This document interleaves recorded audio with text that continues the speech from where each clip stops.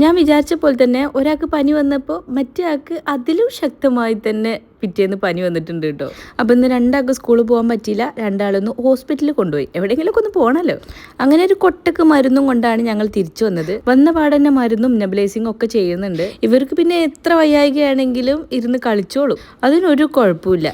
ആ യുദ്ധമൊക്കെ കഴിഞ്ഞിരിക്കുമ്പോഴാണ് താത്ത video call ചെയ്തത് കേട്ടോ. സാധാരണ ഈ നേരത്തെ ഒരു കോൾ ഉണ്ടാവലുണ്ട് മക്കളെ സ്കൂളിൽ നിന്ന് പിക്ക് ചെയ്യാൻ വേണ്ടി പോകുമ്പോൾ. അത് കാണാത്തോണ്ട് വിളിച്ചു നോക്കിയതാണ്. ഞങ്ങൾ സംസാരിച്ചുകൊണ്ടിരിക്കുന്നതിന്റെ ഇടയിൽ ഉമ്മ ഇപ്പൊക്കെ നോമ്പ് തുറക്കാൻ വേണ്ടിയിട്ട് ഇന്ന് അങ്ങോട്ടേക്ക് എത്തിയിട്ടുണ്ട് കേട്ടോ.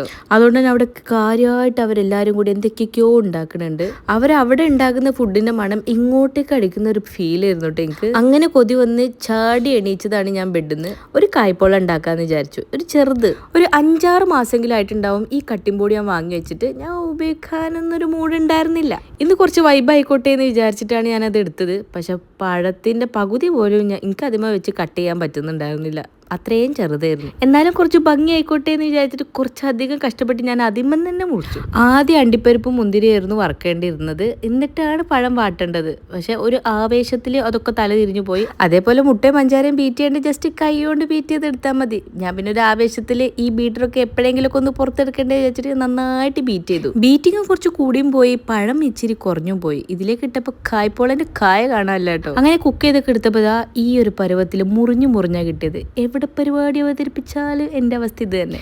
ഞാൻ ഉണ്ടാക്കിയ സാധനം കാണാൻ താത്തയമ്മയൊക്കെ ഇങ്ങനെ തലയിട്ട് നോക്കണുണ്ട് കേട്ടോ. അപ്പൊ ഇന്നിതൊക്കെയാണ് കഴിച്ചത്. കാണാനൊരു ലുക്കില്ല എന്നുള്ളൂ, ഒട്ടും ടേസ്റ്റ് ഉണ്ടായിരുന്നില്ല.